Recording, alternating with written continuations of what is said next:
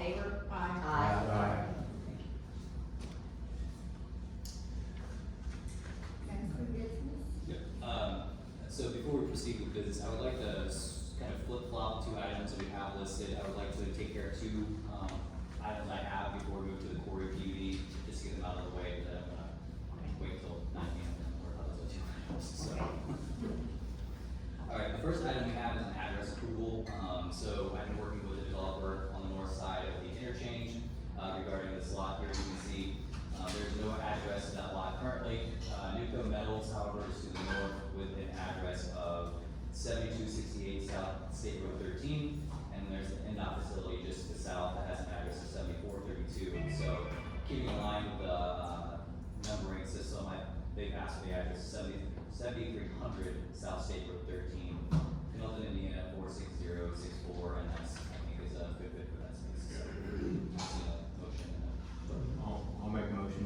I accept that. First from Joey, secretary, all in favor? Aye. Alright. Other thing I have, so again, welcome Mike to the board. That does leave us without a vice president, so we need to have an election for vice president, so. Any nominations for vice president? Nominate George.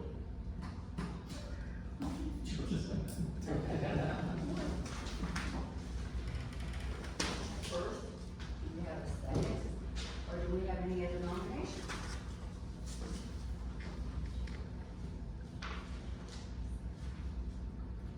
One or the other. Is there a second to close the nominations? I'll make a second. We make a second for you. Okay, we have a first, we have a second, all in favor? Aye. Or give our good vice president? Congratulations, Jordan. Thank you, George. Thank you. And that is all I had for the other two items, so we go on to. Madam President, because we have so many speakers, they're not numbered here, but I'm guessing about 20. Might you consider a motion to set a time limit for each speaker so that I know when we're done with and I'll give them a minute warning and a 30-second warning so they Okay. can plan out what they have to say and then tell them when their time is up, so. I'll make that motion. How many 13 minutes. 2 minutes? For 2 minutes, I'll second. we got a first, we got a second, all in favor? Aye. What did you say? 2 minutes, 2 minutes, thank you. Neil, I think that's one thing. He's got it, yeah, he should have it. Yeah. Okay, well, then I will administer the oath to you from her. If you'll raise your right hand. I, and then repeat your name. I, Mike Reese, Do solemnly swear do solemnly swear that I will uphold to uphold the Constitution of the United States the Constitution of the United States and the state of Indiana and the state of Indiana to the best of my ability, to the best of my ability. and that I will faithfully, I will faithfully, honestly, honestly, and impartially and impartially discharge my duties discharge my duties as a member of the Ingalls Plan Commission, as a member of the Ingalls Planning Commission. and I affirm I'm over the age of 18. I affirm I will be the age of 18. And Kip will get that written out for you when you get Right. that. Thank you, Jordan. Turn the rest of it over to you guys. Okay. We need to recess the regular meeting. So moved. Second. First from George, second from Joey, all in favor? Aye.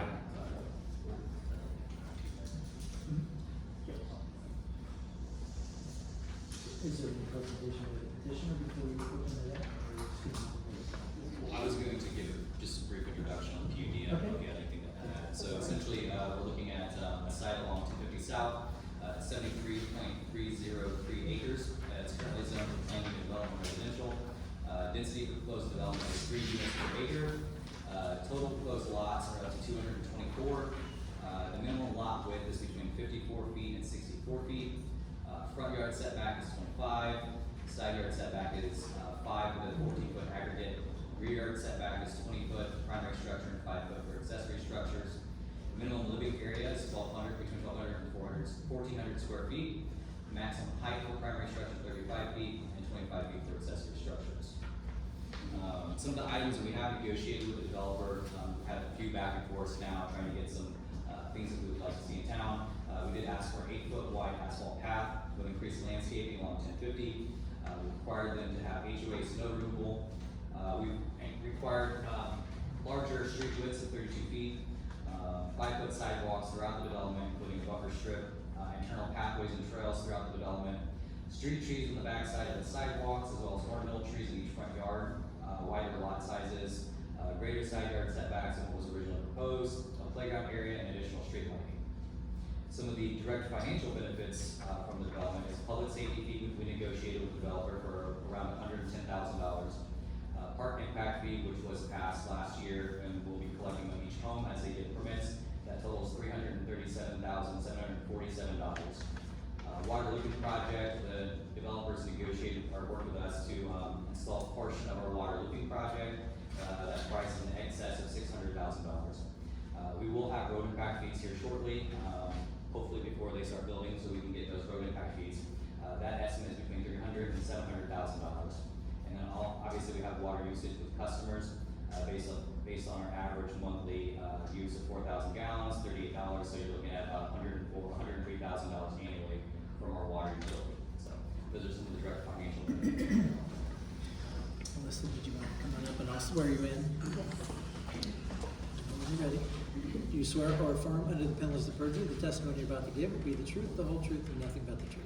I do. You'll give us your name and spell your last name for the record. Melissa Gerard, Garrard, and I am the entitlements manager for 4-Star. I have just prepared to give you a little update and revisions to the plan, but I hadn't counted on having a new member, so welcome, Mr. Reese. I'll kind of cover a little bit more than I was planning to on account of we have a new member. As Neil noted, this is the Corey property on West 1050 South. It's recently been annexed by the town, and you, at your meeting last month, recommended a PUDR zoning designation with the town, which the town accepted as part of its annexation ordinance. We don't have a ton of information at this point because we still have to do a fair amount of engineering. This is just what we call a concept plan of what we plan to do, but by the same token, we are able to see enough at this point to do some negotiation in terms of standards and things like that. Neil correctly pointed out all the things. I wanted to point out a few things that are different from the last time you saw this last month. Specifically, I think I really like the 3 separate ponds instead of one big pond back by the railroad tracks where fewer people can enjoy it. Let me tell you what that means for the town. That means higher assessed valuation because those lots will be premium lots. They will sell for more. Well, we don't sell them for more. The home builders will be able to sell those houses for more. We charge the same amount no matter whether it's a lot on a lake or a lot next to the railroad tracks. So we've added those. There's extensive walking trails and a park. The landscaping, as I noted last month, we've kind of continued the landscaping on 1050 South to wrap around the Deckard property to give some buffering to that property. We have increased the lot sizes. Neil had requested the 14-foot. We negotiated the 14-foot aggregate setback. That means one house may be a little closer, but the other one would need to be further apart so that we have a total of 14 feet between the houses. The lots that we had before, particularly on the gold lots, we're not going to accommodate the product that D.R. Horton wanted to put on that on those properties. Now you could probably put a much smaller 30-foot product, but they're trying to put their 40-foot product on those lots. So 40 plus 14, I need 54 feet. And then also on the brown lots, we probably could have accommodated 14 feet, but it was going to be tight, and to provide for possibly even a larger product at some point than their 48-foot product, we went ahead and went to 64s on those. In the process, we lost 3 lots, which has a financial impact to us. The numbers that you see on the map here are our actual current counts on what we think we can get. out of this property. I left the numbers the same in the PUD ordinance. Very rarely we can figure out a way in engineering to pick up a lot or two. It doesn't happen very often, but I don't want to preclude that option if we can figure that out as an engineering matter. So this is pretty much what we think our current plan is and what we'll be able to do. But regardless, even if we are able to pick up a lot or two, we still have to meet the standards that have been negotiated here, which is the 25 foot, and as I was mentioning before the meeting, that's a pretty steep front yard setback. Most municipalities are 20 feet now. The difference in that extra 5 feet gives you more parking space off street in your driveway. Because and it costs us, they gripe at me when I agree to 25 feet because it's expensive to pour that much concrete. But it gives you more off-street parking. We've also given you a little more wiggle room on the street because we've agreed to wider pavement width than your standards currently require, and a total right-of-way as well, because Neil has also asked for 5-foot sidewalks when your standards, I think, only require 4 feet. So we're giving those. The rear yard setbacks, I think, are pretty standard, as Neil pointed out. I did want to sort of preemptively address, I guess, a couple of issues, particularly since Mr. Ballantyne is here and has already talked to me about fire standards. I submitted a memo to Neil, and unfortunately, I think we just inadvertently didn't get it to you on the fire standards. So I'll just let you know now kind of what it said. Section R3021 of the 2020 Indiana Residential Code, which is codified at 675 IAC 14-4.4-7, sets forth standards for the construction of exterior walls. Table 302.1 specifies fire separation distances and effect side setbacks for residential dwellings without sprinkler systems. Table 302.1 provides that with a minimum setback of greater than or equal to 5 feet, the exterior wall element does not require any particular fire resistance rating, and that is where we are. We are greater than 5 feet or more on the fire separation distance. Table R302 requires that with less than 5 feet, which is not where we are, but the standard that is specified there is a exterior wall element with a 1 hour fire resistance rating per ASTM E119, and that's like an industry standard. With the 5 yard minimum setbacks and the 14-foot aggregate, at the time I drafted the memo, we were only at 10 feet, but we're at 14 feet aggregate now. We are in compliance with the standards set forth in Table 302.1 for no fire-rated exterior wall element.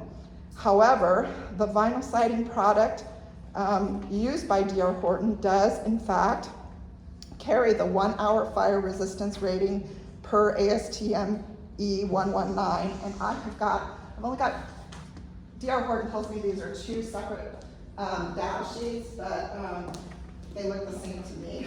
So, and they're the same on that particular standard.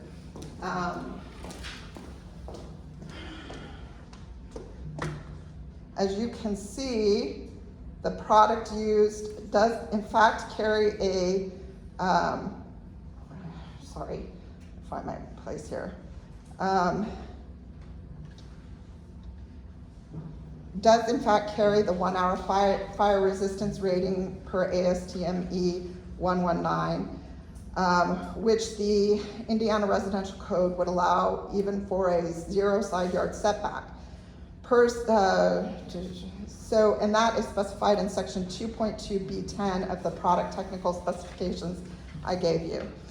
While not addressed in the standards set forth in the Indiana Residential Code, I would also note that the flame spread index for vinyl siding used by D.R. Horton is less than 25 when tested in accordance with ASTM E84, a different technical standard. which makes that anything under 25 is a Class A fire material by definition.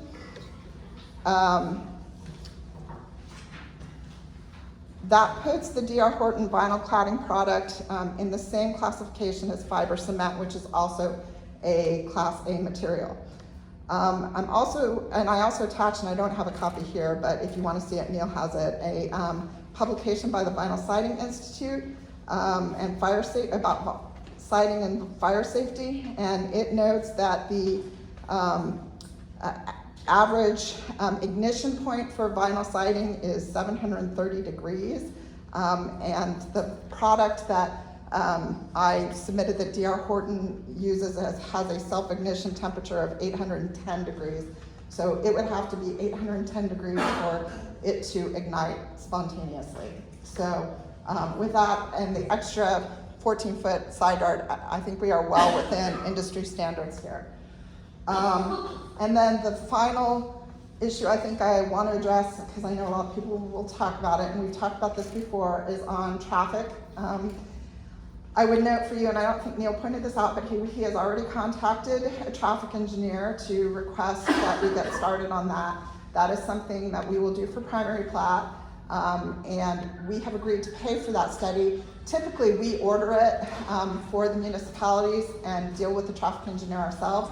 Neil said he wants to order it on behalf of the town so that whatever fiduciary duty there may be from the engineer runs to the town and not to us. So the only thing we're doing is going to be paying for it when reimbursing him.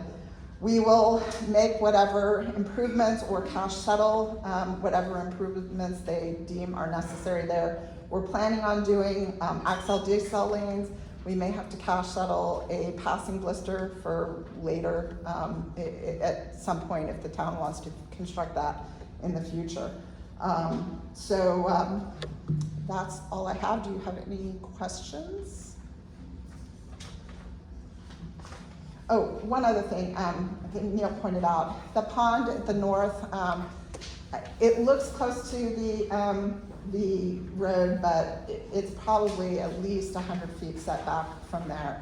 But if we have extra dirt, there will probably be berming along the front. It's difficult to say until we know what our dirt balance is going to be. But at the very least, there will be trees, and if the trees aren't sufficient, we can put bollards there. It's very simple detail to work out at some point. So, I have a quick question. yes. The D.R. Horton property in Pendleton, we did a quick drive on that property, exclusively 100% of those properties are farm farms.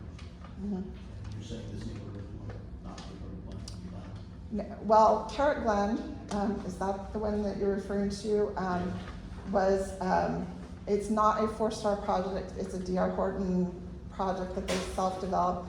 My understanding is they bought into a community that was already under development. They do that occasionally throughout. They go and buy distressed assets from other developers who have gone under. So they had to match existing standards that were put in place some time ago. But that is not what is contemplated for this project, nor do I think it's really necessary. And as I mentioned to the board last month, the problem with hardy plank is it needs to be painted about every 5 years. And it's just like any other material, and I've got pictures I can show, I just didn't come prepared for that tonight.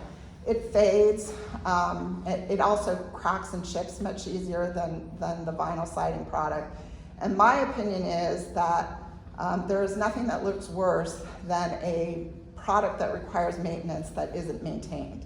So the maintenance-free product, I think, is a better choice to go. And there'll be all sorts of different kinds of profiles and textures. They've got amazing different things now, like board and batten and things like that they can mix up. It's not the C.P. Morgan Dutch lap siding anymore that we all hate. And it's also a thicker, I think it's on there, it's 0.44 thickness mils on that. So. Is it going to be 100%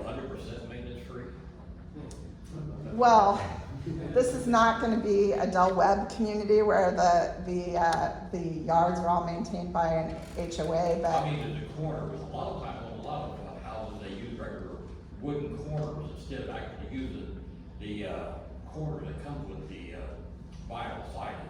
That is maintenance free.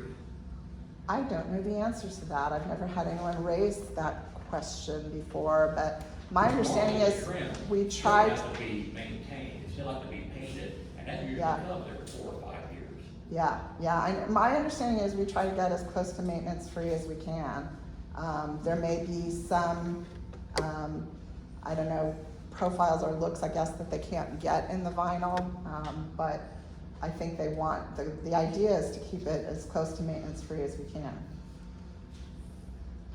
Okay, if you cannot put a blister on the opposite side of the road, are you prepared to change what this is, actually put a passing blister on the developed side of the road?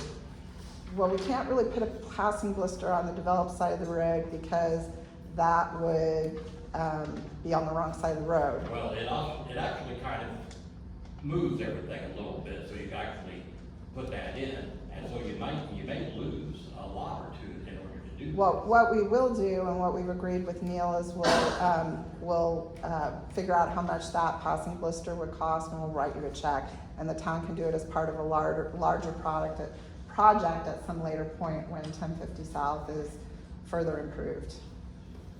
I will say we've been working with the county on thoroughfare plans and things like that, to look at these corridors and what improvements do we needed to, enhance the corridors for safety reasons and things like that, so that is one of the things we're looking at, so. We will pay for it one way or the other, over and above whatever impact fee there might be, either because that is, if the traffic study says it's necessary, but because that's a specific impact of our development, we would pay for it in addition to the road impact fee. Okay, thank you. Thank you. First up is Greg. You swear me in last time. Every time. You didn't last time. Oh, I didn't last time, but are you still here? Go ahead. Oh, that's fine. We'll be consistent. We don't want you to get a special treatment. Do you swear or affirm under the penalty of perjury the testimony you're about to give will be the truth, the whole truth, and nothing but the truth? I do. So give us your name and spell your last name for the record, please. Hi, I'm Greg Valentine, GREG, I live north in the township, but I want to speak to you as a trustee. I appreciate to stretch these houses out to 14 feet. That's not great, but that's better than what we had. I spoke with some of you guys when you were building Maple Trails, and one other thing was spacing the houses out. I really wish you'd think about having fenced the ponds. That pond right here coming from Maple Ridge right to the elementary is 35 feet deep. One day, you know how kids are attracted to water, one day there's gonna be a near drowning or a drowning there. And that walking trail goes right past it. Well, we got 3 here.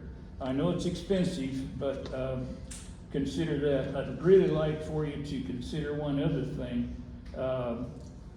Take a look on the internet with Horton's reputation. They've built 89,000 houses in 33 states. They've got hundreds and hundreds of complaints. One was on Wish TV this past week. 1 minute.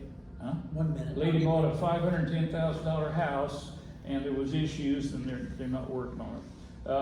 I like the idea of a 25-foot garage door to curb because Summer Lake's 23. If Dad drives a dually or Mom drives a Suburban, it's hanging over the sidewalk. So if you got 25 feet, is that 25 to the curb or to the sidewalk? To the street. It's 20, it's from the street. Huh? It's from the street.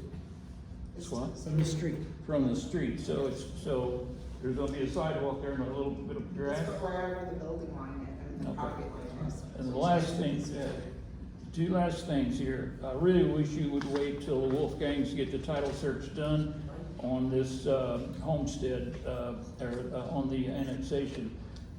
If you look at 221 homes at 300,000, it's gonna net you about 67 million, but minus the homestead and the mortgage deductions, you're gonna be in the 50s. Time, If you Greg. just build a, huh? Time. You just build $110,000, $500,000 ones, you can get money. Okay, thank you.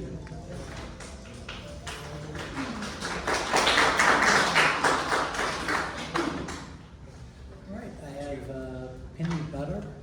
Butler Road. It is an much big part. Do you swear or affirm under the penalties of perjury that the testimony you're about to give be the truth, the whole truth, and nothing but the truth? I do. Go right ahead, and if you do, spell your last name. My last name is Butler, Butler. First name is Penny. Okay. I have been newly selected to be put on a committee for Madison County Planning, with Greg Valentine as the Green Township trustee, with the county planner and several of the town planners.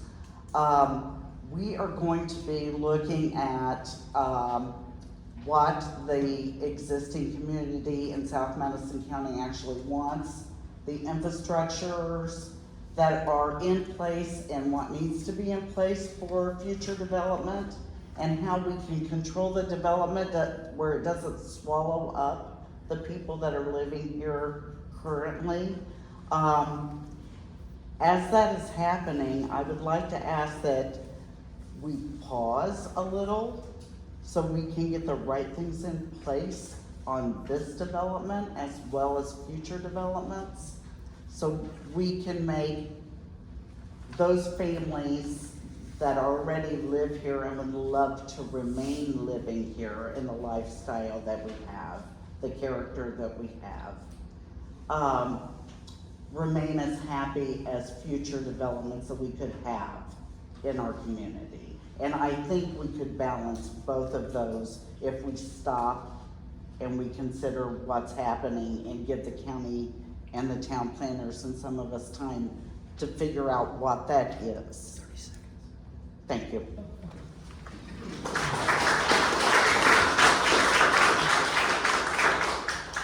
Doreen Miller. Do you swear or affirm under the penalties of perjury the testimony you're about to give will be the truth, the whole truth, and nothing but the truth? I do. You give us your name and spell your last name for the Doreen, D-O-R-E-E-N, Miller, M-I-L-L-E-R. I live at 10722 South Lee Street in Fortville. It's the Sunview Edition in Madison County, right off of 13. I suggest everybody today or maybe tomorrow take the 4 minutes it'll take to get there to drive through Sunview. We have half-acre lots. Some people have more. I live on a half-acre. It's country living. From there, you should go to Summer Lake and to Prairie Hollow and see people crammed together. What we need to advocate is people coming out here and wanting the country living effect from a small town. Ingalls could be the next small town. You could be the quaint village of Ingalls.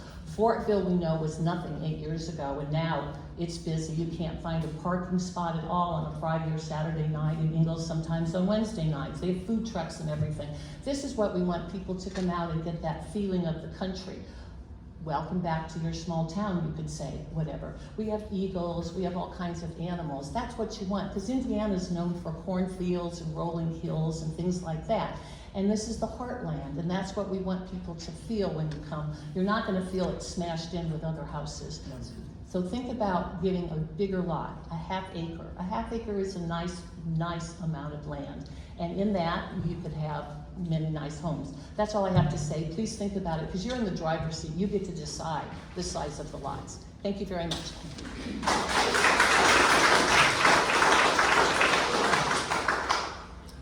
Jeannie McFarland.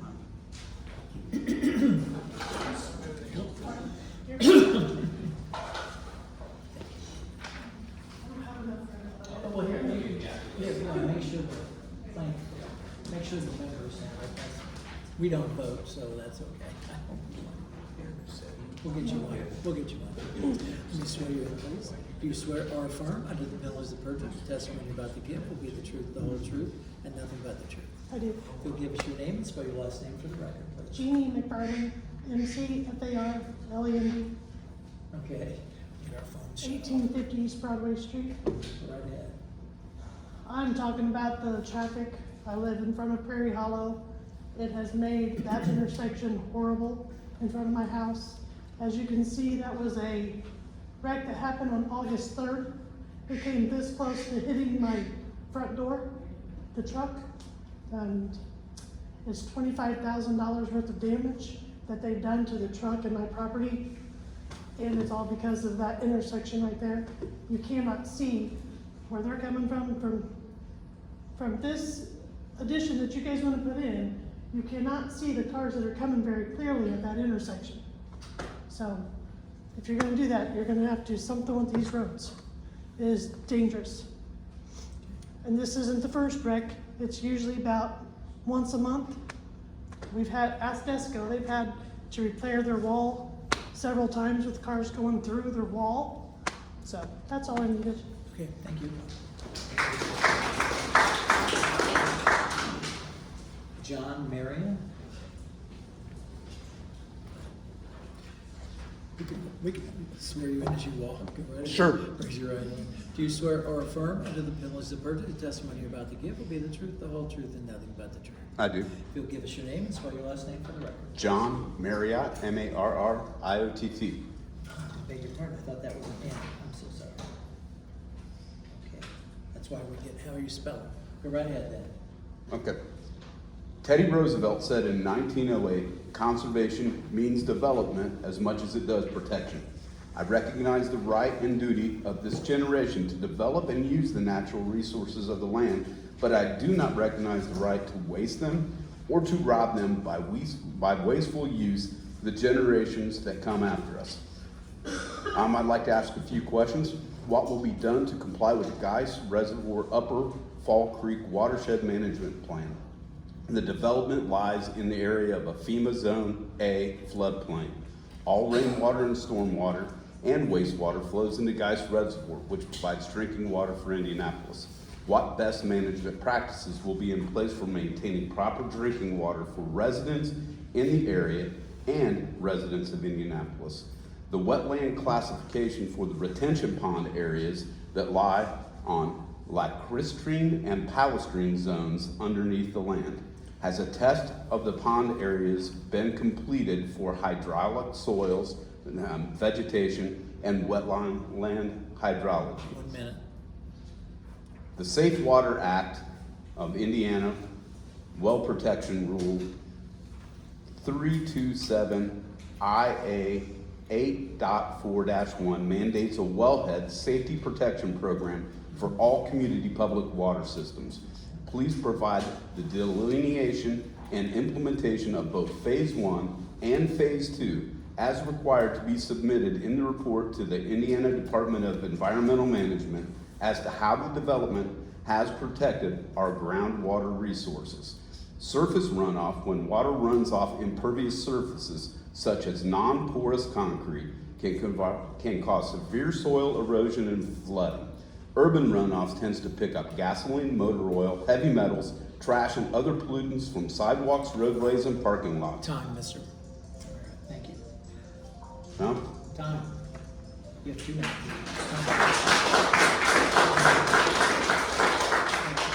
Megan Ewing? Sarah Megan Ewing? Oh, there she is, okay.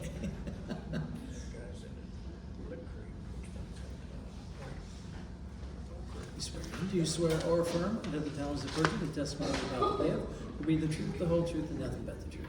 I do. If you'll give us your name and spell your last name for the record. Yep, Megan Ewing, last name spelled E-W-I-N-G. Go right ahead. Alrighty, last time I spoke at this meeting, I referenced my long-term purposeful planning for choosing my home. I referenced the current zoning of conservation residential. I also lamented over the increasing light pollution, sound pollution, people, and traffic. I'm not an expert on any of these things. These are just my personal preferences as a property owner. What I am an expert on is education, specifically public education. I'm a licensed secondary science teacher. I taught 13 years at Hamilton Southeastern Schools. I taught in a building that underwent multiple expansions, renovations, at a period where some students and teachers were learning out of portable classrooms. Yep, a trailer.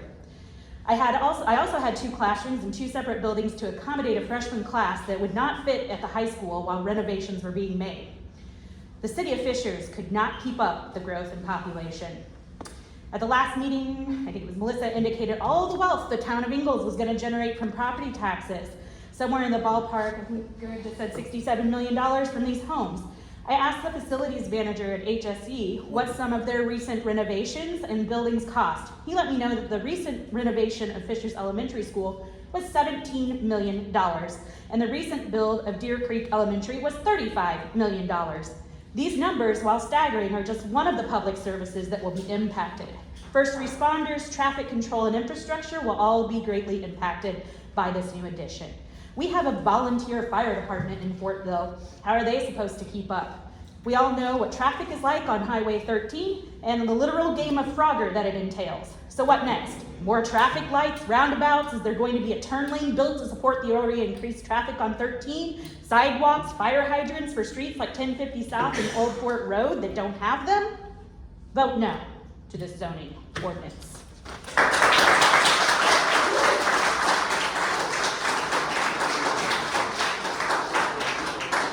Sally Mayer.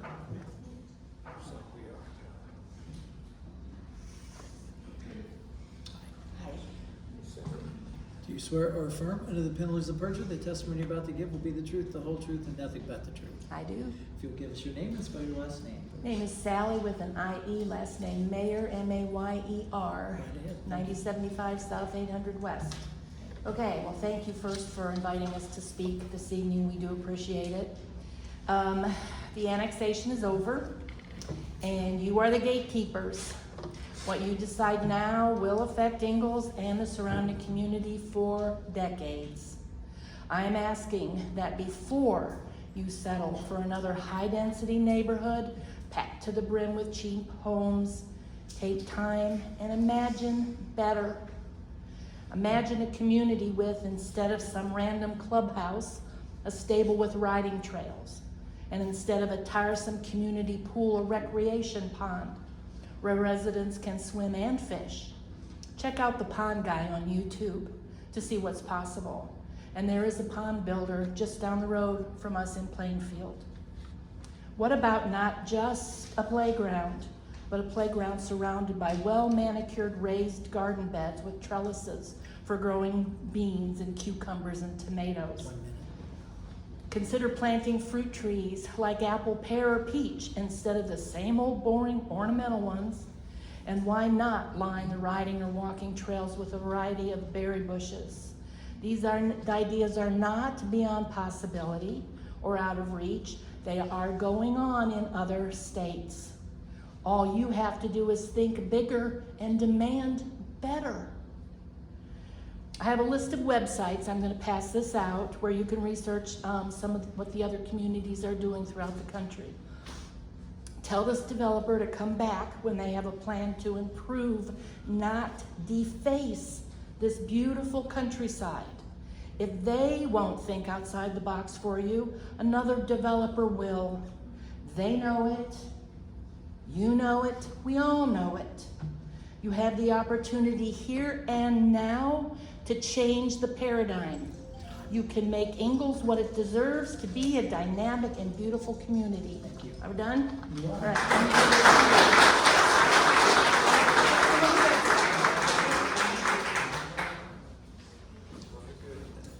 You guys will have to share this because I don't have them all. I'm sorry. Leah, is it Grebe or Groby? I'm sorry, I can't read it. Leah? Leah, okay. What is the last name? G-R-O-B-E-Y? Okay, thank you. Let me swear you in. Do you swear or affirm under the penalties of perjury the testimony you're about to give will be the truth, the whole truth, and nothing but the truth?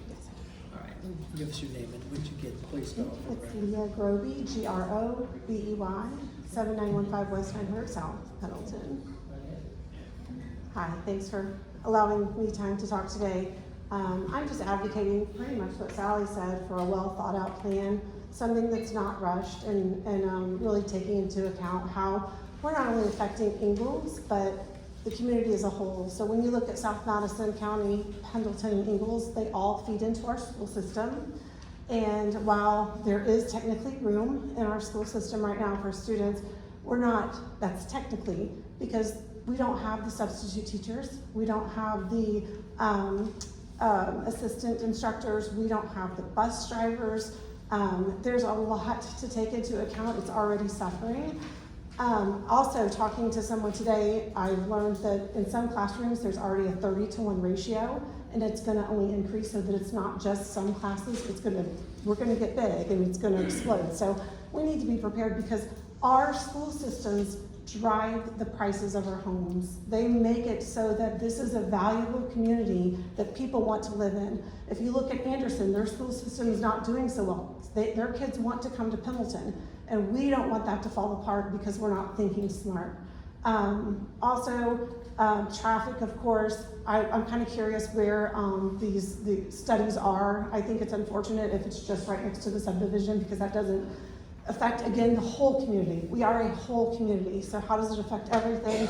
And then the HOA, can we please look at restricting how many of those houses, when it is built, can become rental properties?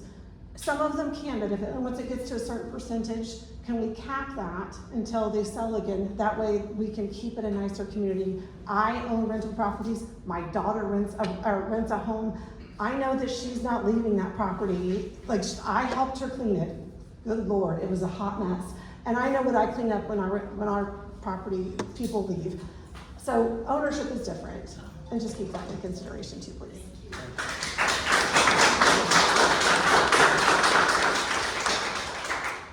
Brenda Hale.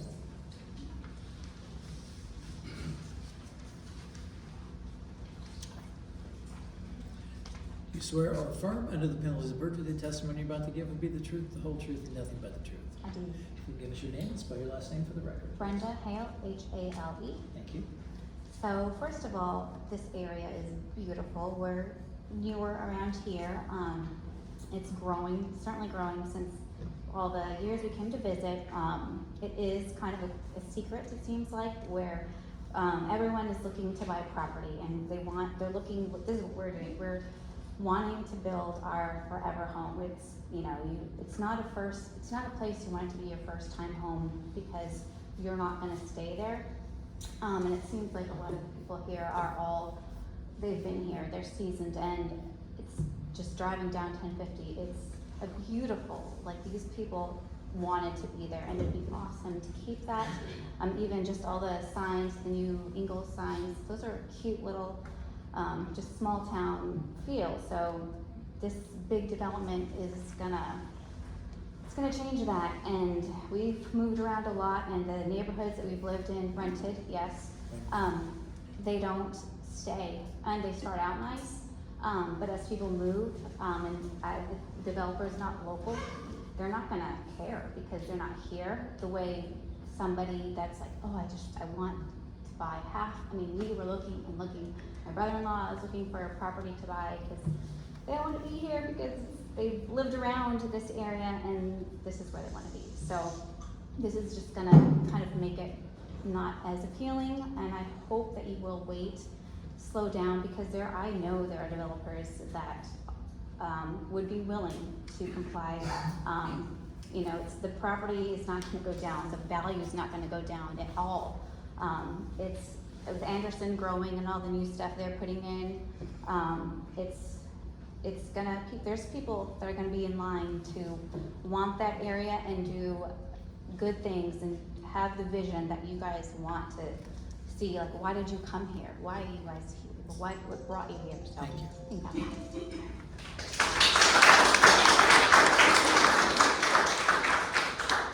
Drew Hale.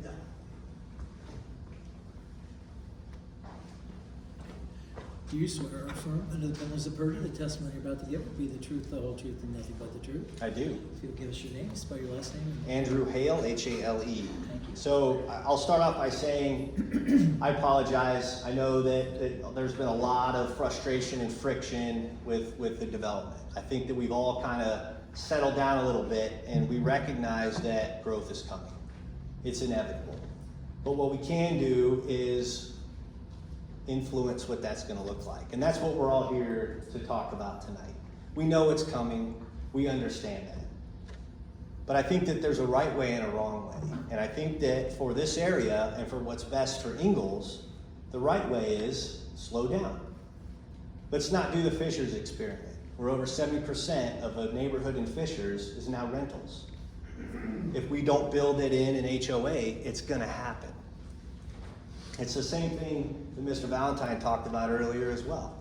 You could put two $500,000 houses on an acre, or you could put five $200,000 houses on an acre, and the revenue is the same.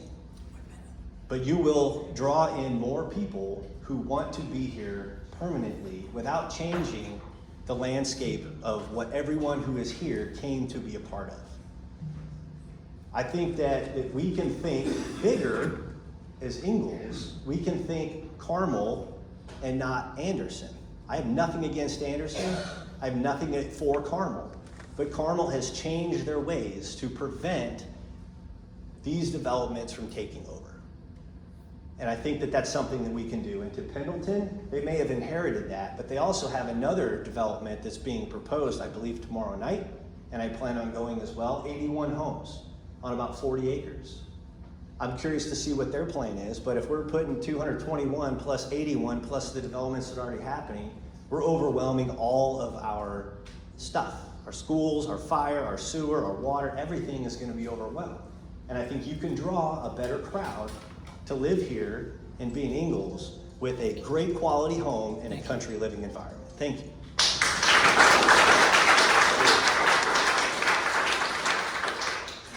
Tom Matthews. Before I even get up there, as a Boilermaker, this is the last time you're seeing me wearing a shirt.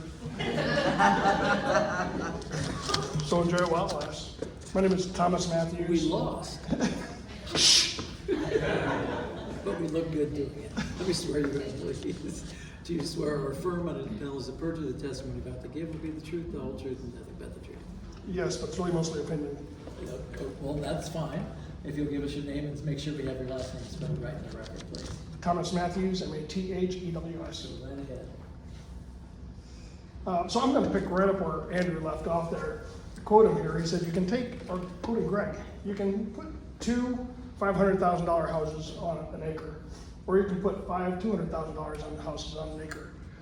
And I think that drives to a different way of looking at assessed value. I know the planning commissions are usually interested in increasing tax revenue, increasing assessed value will get that done for you. But I think there's a dark cousin to the assessed value, and that's the burden it puts on the community. And I think we've hedged around that a little bit all night long about the burden on the community. And it takes us back to that, would you rather have 5 houses at $200,000? That puts 5 houses worth of burden, 5 times the traffic, 5 times the kids, 5 times the water burden, 5 times the sewer burden. Or would you rather have 2 houses on the two $500,000 on the same acreage? So picking right up where they left off, I think it's important to remember that assessed value isn't the end of the game. It's the ratio of assessed value to burden that you're really looking for. When you set that well, you're going to set the pattern for future growth that propagates along those same lines. So if I was the president, I'd probably rewrite the rules on how you guys vote as a planning commission, because I think it's an unfair gig that you guys are in right now. They're asking you today to approve PUD-R zoning, but as I understand it, the only thing that will be binding on that vote will be the PUD-R zoning. The plan you see up on the board there, first off, I don't particularly like it, but that plan isn't binding today. It's the PUD-R zoning body that's binding today, and you guys will lose your negotiating power with the developer the minute you approve this. So I would say at a minimum, set your goals for what is an appropriate zoning for the development you want to see, and approve only that, or better yet, lock in what the development is before you ever agree to the zoning. Thank you. And thank you, I appreciate you saying that. Can I clarify that real quick, just so everyone understands what tonight's meeting is about? So tonight's meeting is for the actual ordinance, so the development regulations and standards of that Quarry Springs PUD ordinance. The zoning's already been approved, so it's PUD-R already. This is a meeting to discuss the actual development standards for the town council. How did the zoning already happen when the annexation just happened? It's in the annexation ordinance. The annexation ordinance. The law requires that in the annexation ordinance, a zoning district has to be assigned to the property. So that was done in the ordinance. So what's zoning now? Change from A to PUDR. PUD-R. A to what? Now, they're, not A to anything. It's PUD-R. It's PUDR, and then this ordinance sets forth the development standards for that zone. Teresa Wolfgang?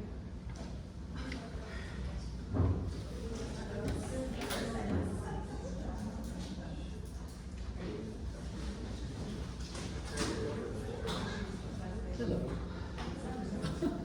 You're huffing and you haven't even started. Let me swear you in. I am not sure what I just heard. Let me swear you in.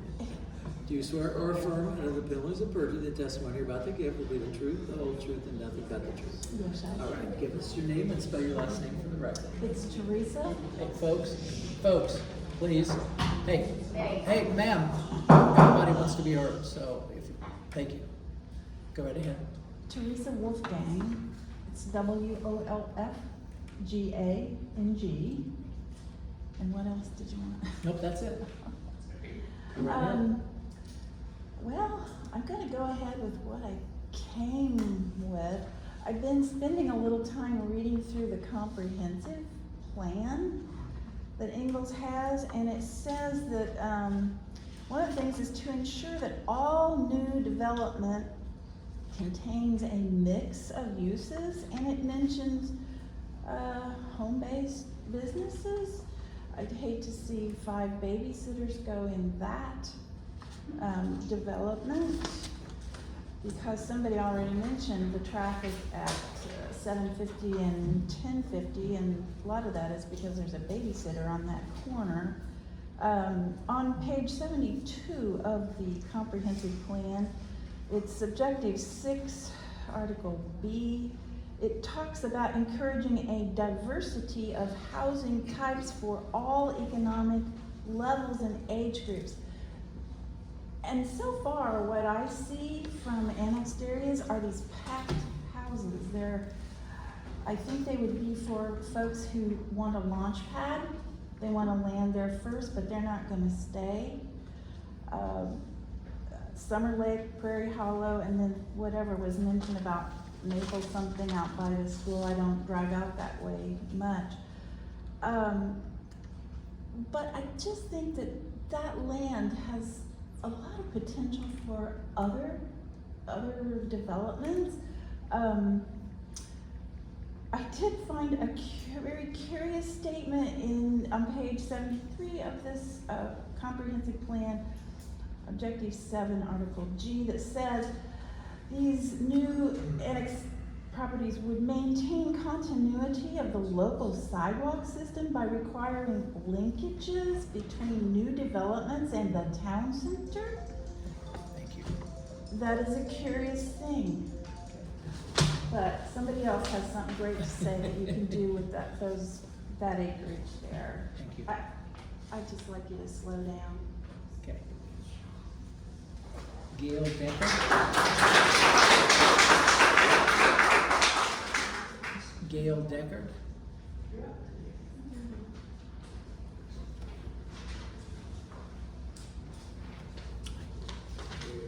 Do you swear or affirm under the penalties of perjury the testimony you're about to give will be the truth, the whole truth, and nothing but the truth? I do. You'll give us your name and spell your last name for the My record. name is Gail, G-A-L-E, Deckard, D-E-C-K-A-R-D. Go right ahead. I live at 8147 West 1050 South, that little corner acre up there of the 73 acres. And we've owned this house. We moved from the far northwest side of Indianapolis to raise our family. And gosh, I'm gonna cry.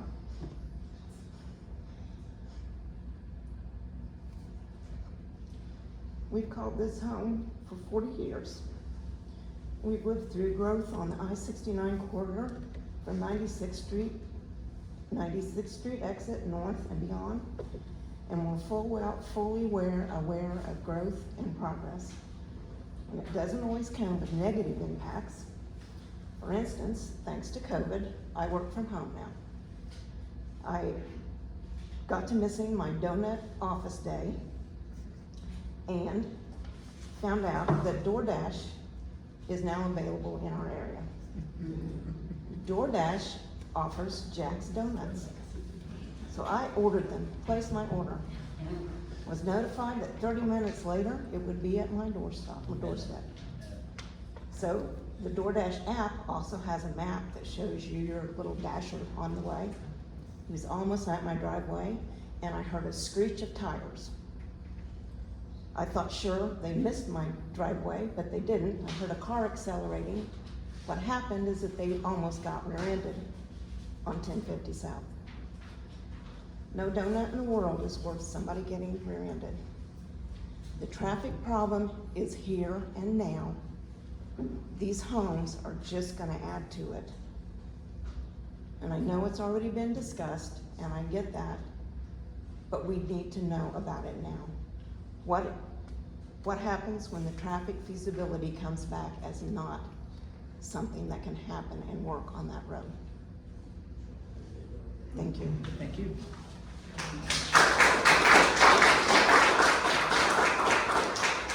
Alicia Decker?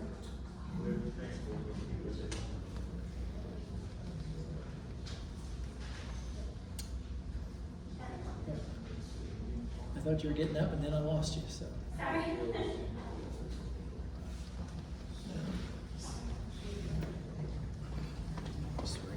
You swear or affirm under the penalties of perjury the testimony you're about to give will be the truth, the whole truth, and nothing but the truth. Yes, sir, I do. You'll give us your name, and I think we already know how to spell the last name, but go ahead and do Yes, that sir. for us too, please. Alicia Deckard, D-E-C-K-A-R-D. Go ahead. On April 7th, 1896, Ingalls was incorporated into a town. Grand optimism was seen throughout the entire community as the natural gas resource was harnessed during its boom. It was thought that Ingalls would outgrow Indianapolis because of its natural resource and higher elevation. The town of Ingalls had a unified purpose. Because of that, prosperity was felt by all. To best illustrate this, 2 years prior, in the book, The Record of a Year at Ingalls, it is written, "A year ago there was no such place as Ingalls. Today it is a thrifty natural gas manufacturing town with 8 factories, 5 hotels and restaurants, 2 church organizations, both erecting handsome houses of worship, brick and frame business blocks, graveled streets planted with shade trees, brick sidewalks, handsome brick and frame residences, the finest railroad station in any town in Indiana, and a rapidly growing population, which is increasing daily as dwelling houses are being built." It was just about a decade after that writing that our natural gas resource began to diminish and evaporate. Because it was the town's sole source of prosperity, a once highly sought out community of residences, businesses, employment, and culture watched as its purpose evaporated too. Once again, we are in the midst of a boom. It isn't natural gas that is flooding our resources today, it is land. And it is the people that surround that call it home. Allow me to conclude with this. It is important, so please listen carefully. After serving in the Indianapolis Public School District for 10 years, a resignation was given just about 3 months ago at the conclusion of this past school year in May. A public statement was given of my next endeavor, an enormous leap of faith, a cut flower farm. Mustard Seed Farm will specialize in local seasonal cut flowers. Thank you. With education woven into every fabric and fiber. Thank you. I simply ask you to consider something different. And this will illustrate Ms. Decker. myself as a previous teacher.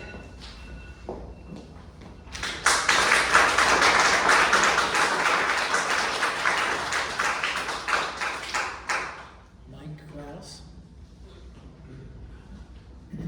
That's what your phone telling you, it was your turn. Yeah, it's one. Let me swear. You're right on time, too. Let me swear, well, that's the first time. Do you swear or affirm under the penalties of perjury the testimony you're about to give will be the truth, the whole truth, and nothing but the truth? I do. If you'll give us your name and spell your last name for the record, please. Michael Kraus, C-R-O-U-S-E. I'm at 1050 South, right across the street. Been here a couple of times. I plan to be back a couple more. I just hope you would listen to some of these people. All of them actually a little bit. They all are just concerned. We could fill this room 10 times this. But if you're gonna put that in, I'm asking for you guys to slow down and give some people some power to help manage that installation. You want the right side on your trim and that, so do we. We want more than that. We would just like to help you negotiate it. We think we might have just a little help in doing that. detail oriented to read the prints, make sure it's put in right. They have no interest in doing that. They'll come and go so fast, it's not gonna be, they just will. They're not here permanently, and the people that are gonna buy them are not gonna be here permanently. Those are young kids gonna come in here and, stay a while, and then, sell it, rent it, whatever. But I just ask you to slow down and let us help you. There's a lot of help out here. You should read the article on the Anderson paper of Edgewood. I'm gonna give you an article of it. Edgewood just got a golf course, restaurant, and a lounge, all donated to them by a town. Green Township Park on Highway 13 was donated years ago by landowners. You got a lot of people in this county who would like to help this town raise money. Did they stand up and give you $40,000 for your fire truck? Keep your $40,000 and ask these people to go out and help you raise that money for that fire truck. You need the money in your town. Keep it. You're darn right we would. We want to help this town more so than anything else, so you're right next door to us. Thank you, Mr. Prince.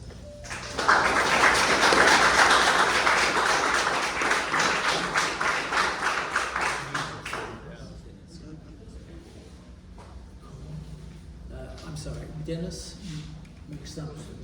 I can't, M-I-C-K-O-N, is that right? Okay. Rather spell it than massacre it, so. Okay, let me swear you in. Do you swear or affirm under the penalties of, under the penalties of perjury, that the testimony you're about to give will be the truth, the whole truth, and nothing but the truth? I do. Once again, if you would give us your name and then spell your last name for the record.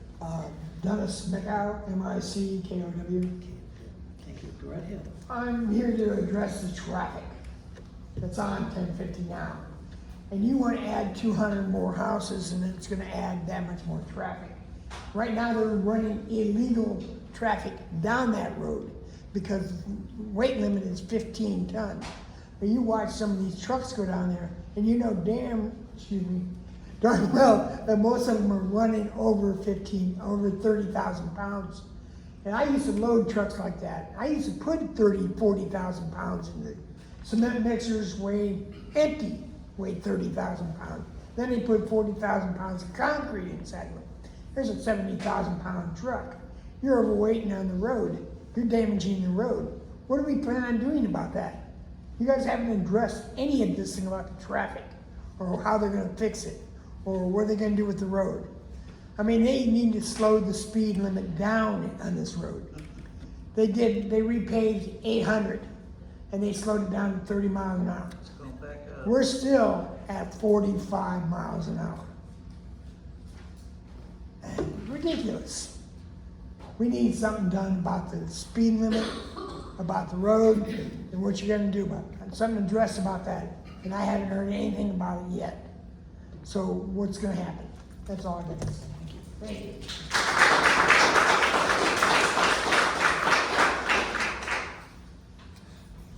I'm probably gonna massacre this one too. Nicole, is it Nupwich? It's Coolidge, I'm sorry, jeez. Again, that's why we have you spell it. So, Yeah. Okay, let me swear you in.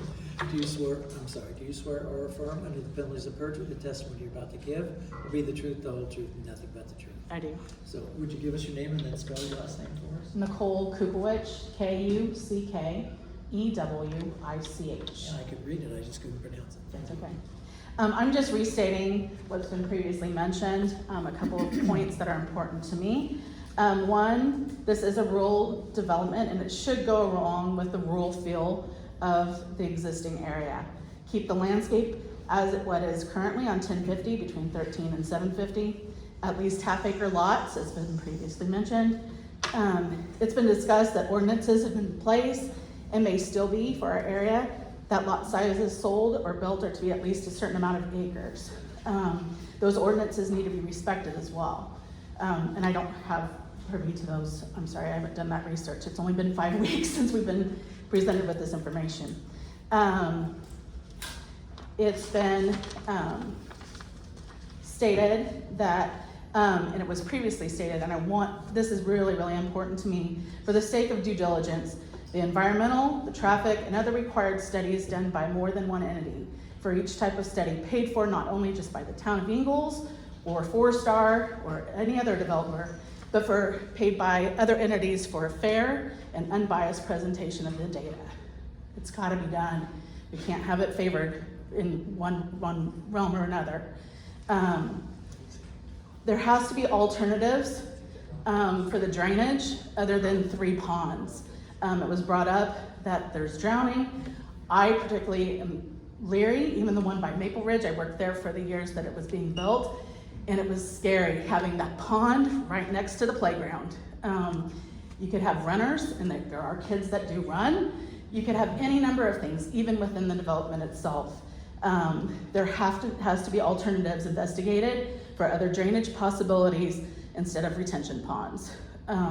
Just because all the subdivisions are doing them now is no reason that this one has to be as well.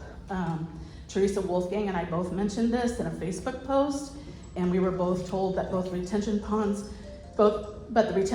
won't go away. All new subdivisions have them. It's worth investigating other alternatives. Thank you. Time's up. Thank you.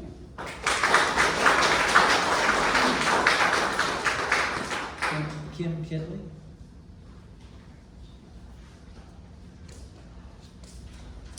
Do you swear or affirm under the penalties of perjury the testimony you're about to give will be the truth, the whole truth, and nothing but the truth? Yes, sir, I do.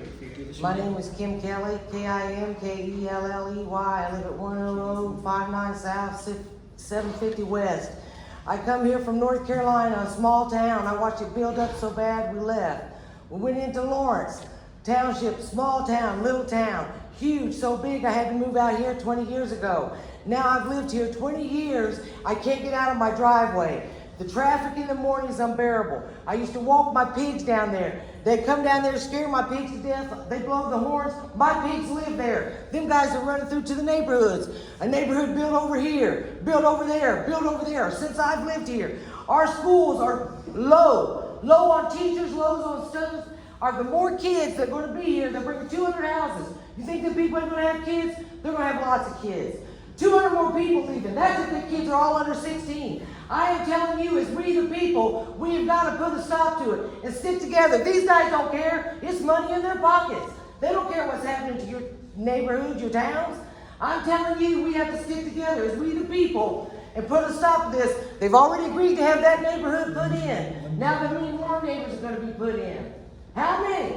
As many as they'll let come in. We the people have got to get together and put a stop. Not back up and move because they're moving us out, allowing all these people to be moved in here. And you think any of them's going to stay there? No, they're going to be rentals. You know what happens to rentals? You know what happens to move. I seen it happen out there. I owned 3 houses in Lawrence. I had to sell them, keep them going to court to get the rent money.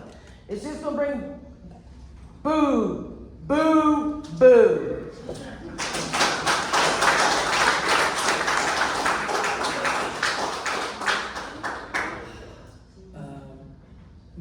Brian Jacobs?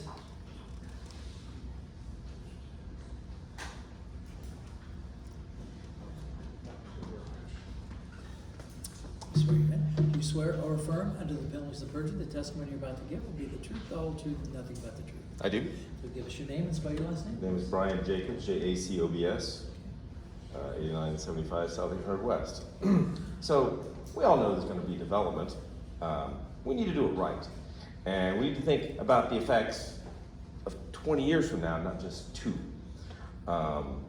Responding to the developer here, you know, siding maintenance isn't free. You don't have to go farther than Summer Lake to see that.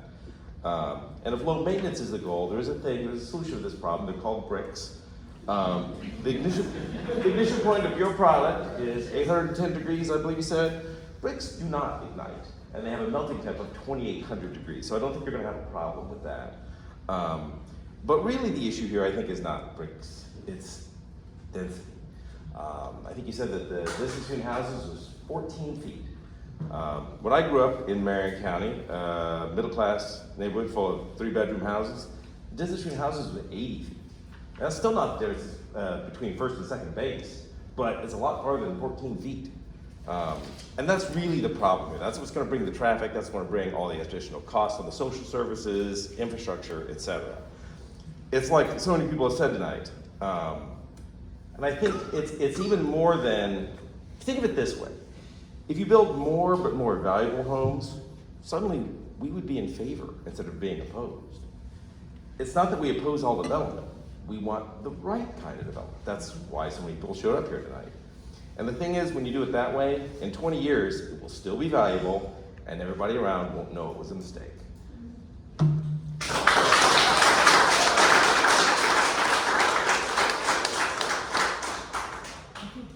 all of the speakers, so I just need a motion to close the public hearing and to open the public meeting. I'm sorry? Can I respond to something? Yeah, once the public meeting's reopened, you can. Make a motion. Second. First and second. Aye.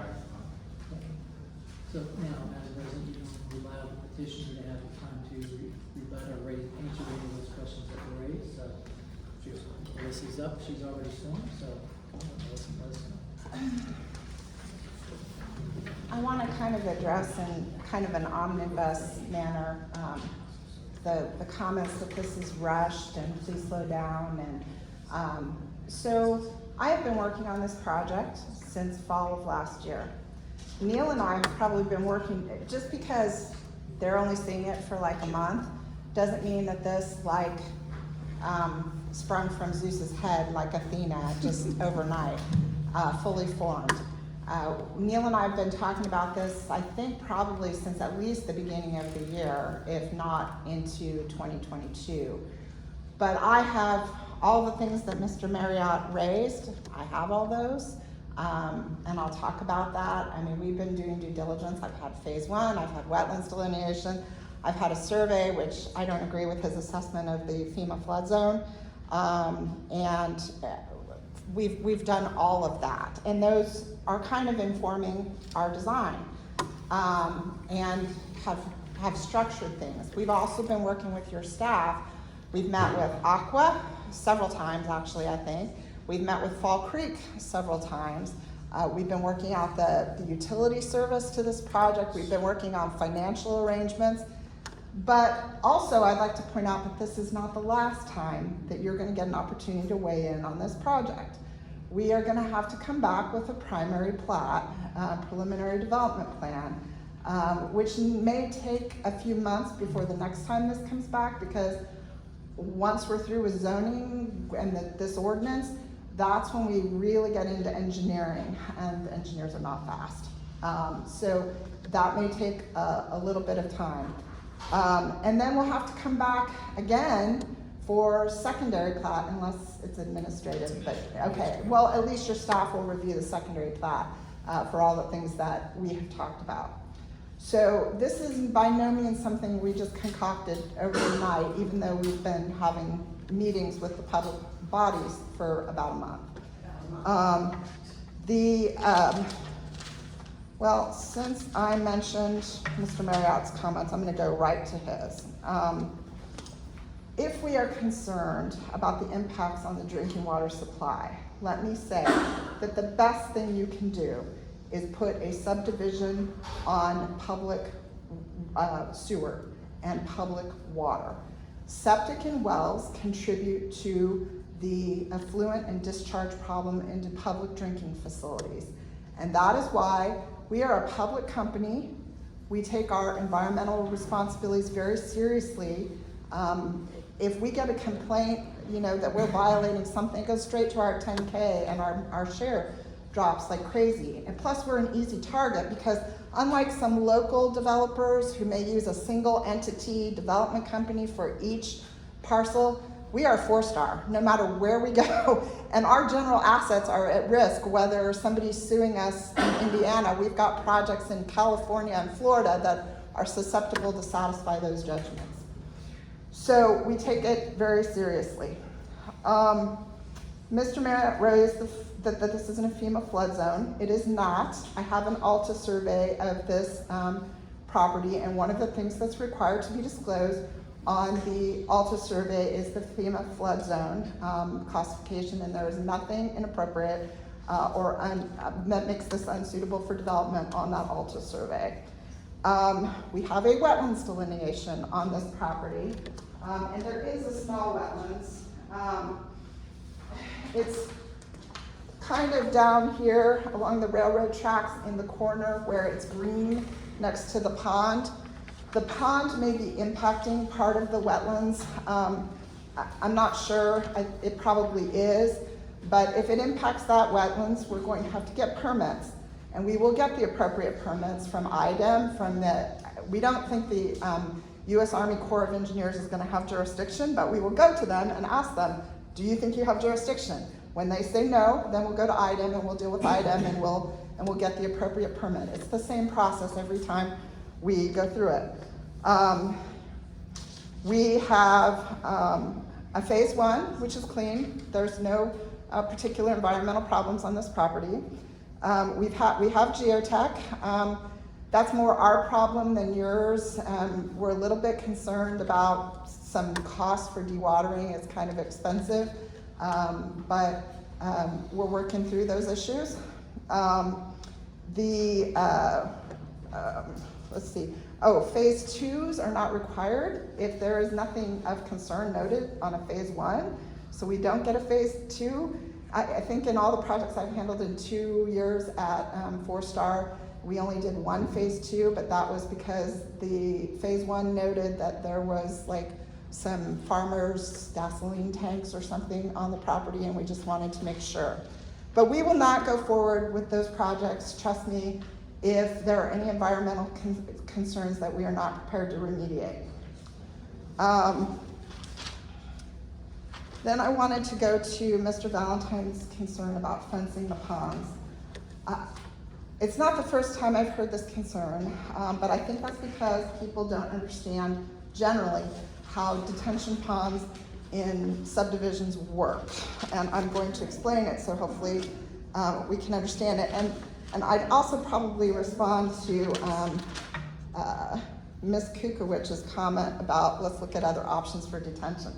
I'm not aware of any other options in residential development for retention or for satisfying the requirements of your stormwater ordinance. And I think these ponds, your engineers would probably tell me would be a requirement in this case.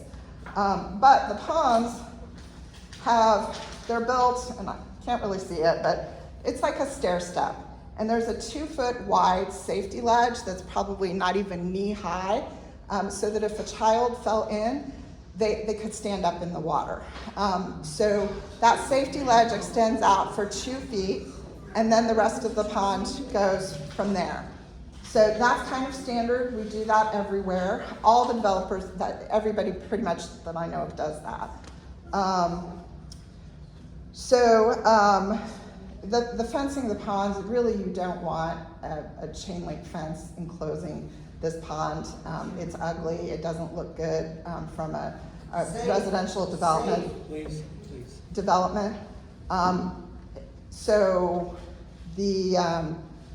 That's why the safety ledges are there for safety. Mr. Valentine referenced D.R. Horton's reputation. I really don't know how to respond to that, and I've said that a couple times. He's not even giving me the specific comments. I'm hearing hearsay. It may or may not be in Indiana. It may be in some other division that we don't know, but home building is a trying process, and it is for everyone, and there are gonna be complaints sometimes. I self-contracted my own house, and I have complaints about the builder. Let's see where to go here. For the folks that are advocating for half-acre lots, and I'd also make the comment that on the timing for the consideration of this ordinance, I typically do the map amendment and the ordinance for the PUD at the same time. This is honestly the first jurisdiction I've been in where we've separated it out into 2 parts. So you really need to do it now to give your PUD concept meaning. in that regard. On the half-acre lots, you know, people want all sorts of things with modern development. We want to maintain drainage. We want to have, you know, proper retention. We want to have public sewers, public waters. All that stuff costs money. And it is, and while it may have been feasible to do half-acre lots 30 years ago, we simply cannot economically give you all the things that modern codes require on a half-acre lot. We just can't bring the water and sewer. And I want to respond to Mr. Krause's comment real quick on what is Four Star giving you. They're not giving you $40,000 for a fire truck. I would guess with the public safety impact fee, we're probably more than giving you $40,000 for a fire truck, but that doesn't even include the $600,000 I think that Neil calculated that we're building a water main for you. A looping project that was on the town's agenda before we even came along. So we are helping with that. Now, as to the traffic concerns, I will say this. We've got a traffic study in the works. Neil has ordered it. We'll have that before primary plat. We will address all the impacts that are as a result of our development. Right. I cannot solve all of the counties. The road. I cannot solve all of the counties' traffic. For the attorney. Hey, give her time to. Yeah, we're respectful for you guys. You guys have respect for you. You guys have. She's addressing all your We give everyone respect and time for the meeting. We expect that from you all as well. Please. I can't solve all the problems of the county. I can't even solve all the traffic problems of the township. That's what impact fee ordinances are for. And we will contribute, in addition to the direct impacts of our development, we will contribute to regional impacts as well. And honestly, probably more than existing development will be, because those fees will only be addressed on, or assessed on new homes. They will not be assessed against people who have homes that are still driving cars on the road. Those people are not paying to solve the problems. It will be the new homes that solve those problems through the impact fee.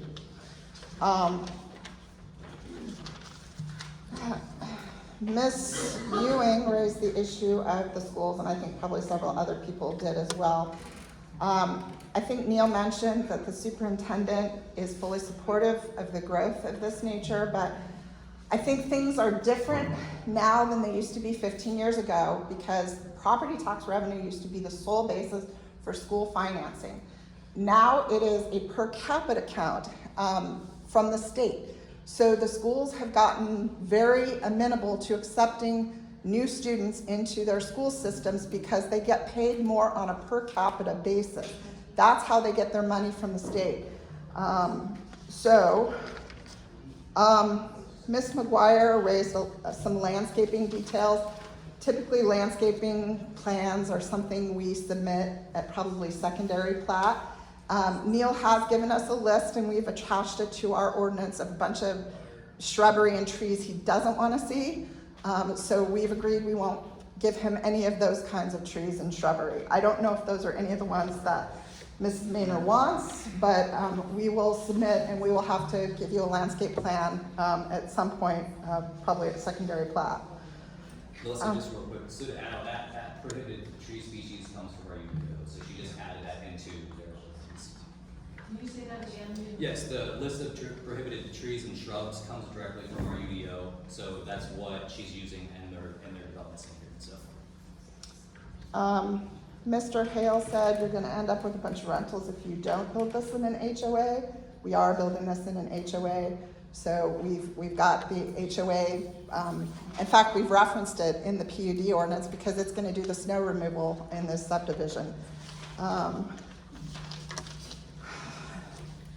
I think Mr. Valentine and Mr. Matthews both gave an example of a $500,000 house on an acre versus two $250,000 houses in acres. You get the same assessed revenue, assessed valuation.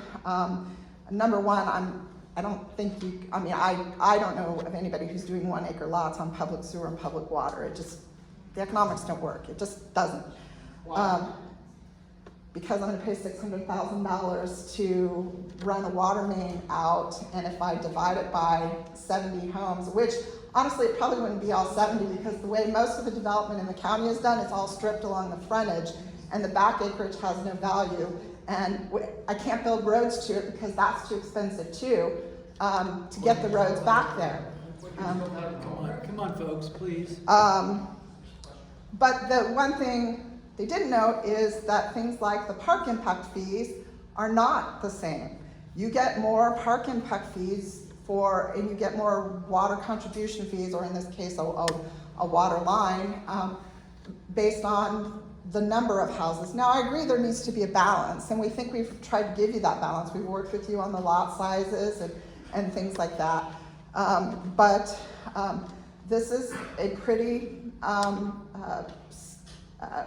acceptable size for public water and sewer projects. Mrs. Wolfgang referenced the comp plan of diversity of housing. I think we are giving you diversity of housing. We're giving you 2 different product series here. We can't do everything, all your zone classifications on one 70-acre parcel of land, nor do I think the neighbors would really want that. I don't think they'd want commercial and industrial on this property. So we are giving you 2 residential products, which is kind of what the size of this parcel dictates. I don't have a 600-acre parcel to be developing in some master planned community. Mrs. Wolfgang also mentioned the continuity of the sidewalk system. We are doing that. And that is one reason Neil requested the 8-foot trail along the frontage from along 1050. So that will eventually, as further development goes, and this is the way it happens, they link to each other as development happens.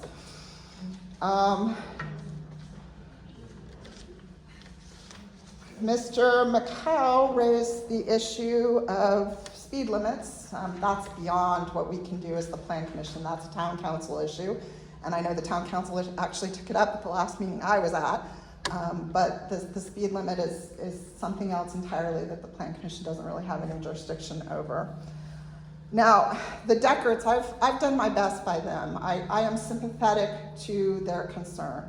I don't like it when I have cutouts on a project, but I've given them the best buffering that I can. I talked to her, I would even give them privacy fences if they wanted that, but I talked to her and she said she'd rather have a vegetative screen, so I did that. I pulled those lots in from an original plan that I had so I could put more common area back there, and there is a big triangle of green space back there that is not going to be developed currently in that plan. So Mr.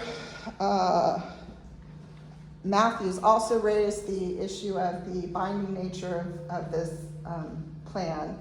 And it is true that pictures are not necessarily binding, but the text of this PUD ordinance is.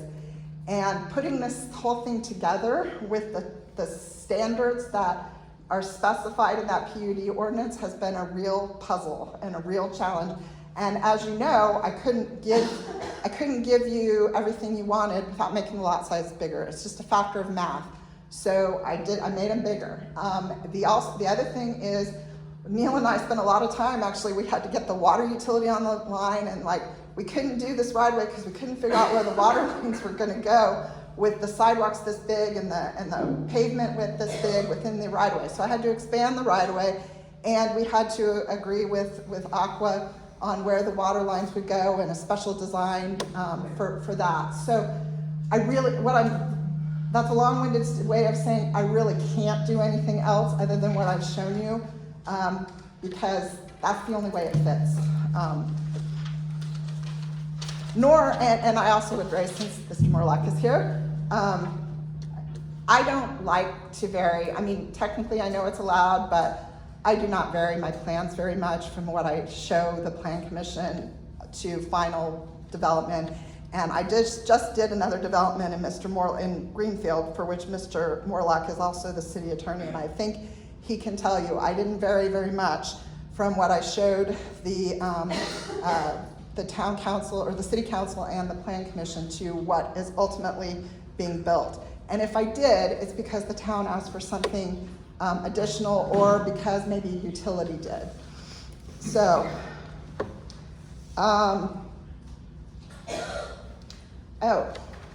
Mr. Jacobs said,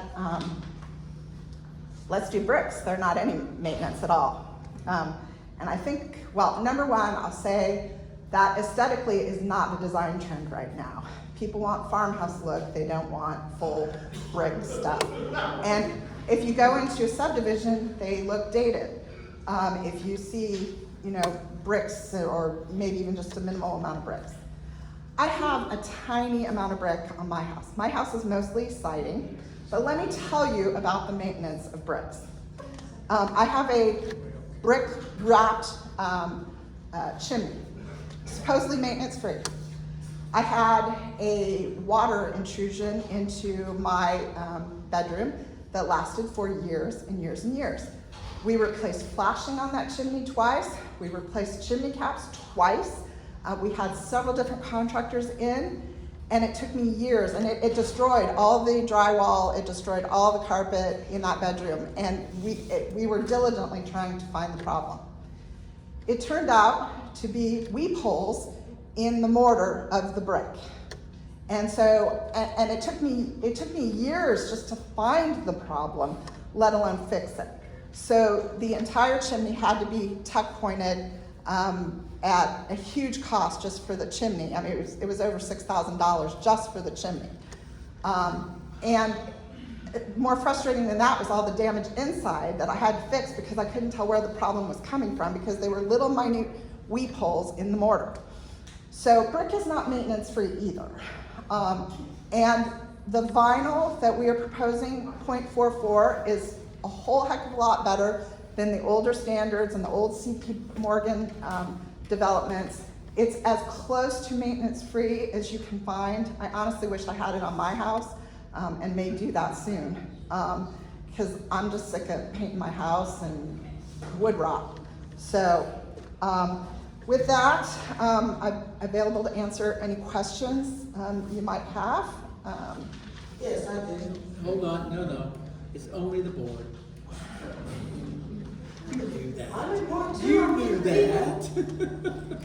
So it's only if the plan commission members have any questions.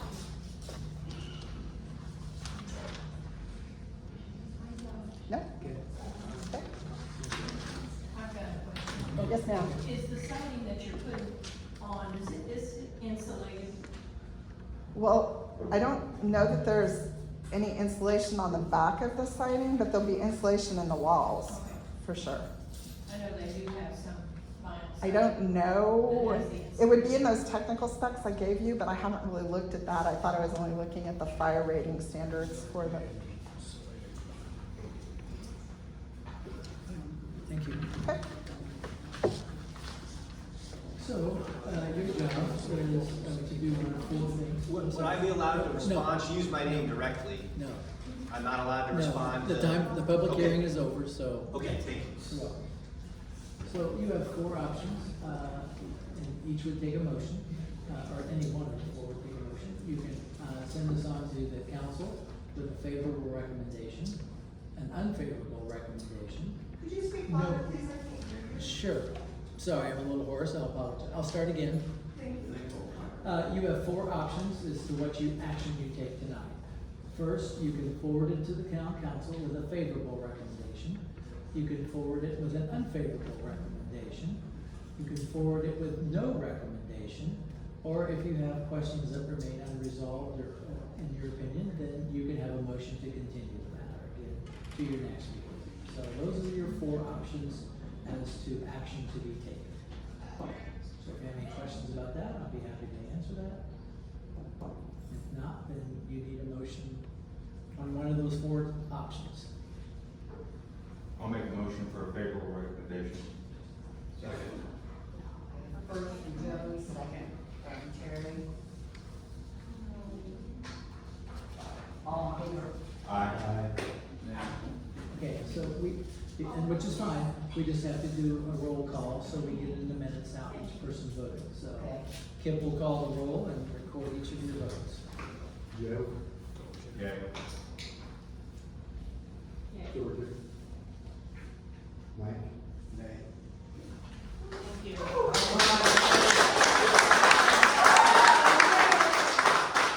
Speak up for us, we the people.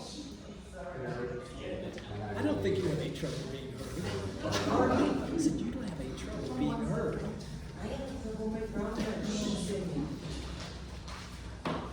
All right, so the motion passed 4-1 then. So that'll go to the town council, 5-1, excuse me. That'll go then to the town council at the next meeting? Next Monday? Yes. Right, so that'll go to the town council. When is their meeting, Greg? It's, next Monday at, water's at 6:30, regular council's at 7.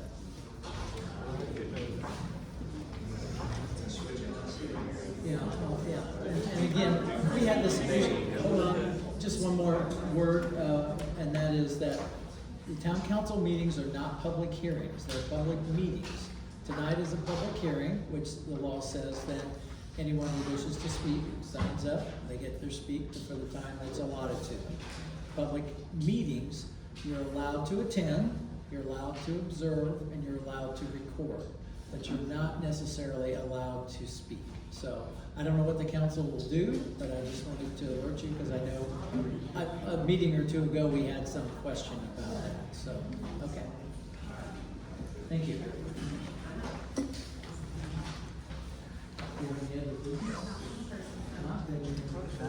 Can I go to the meeting now?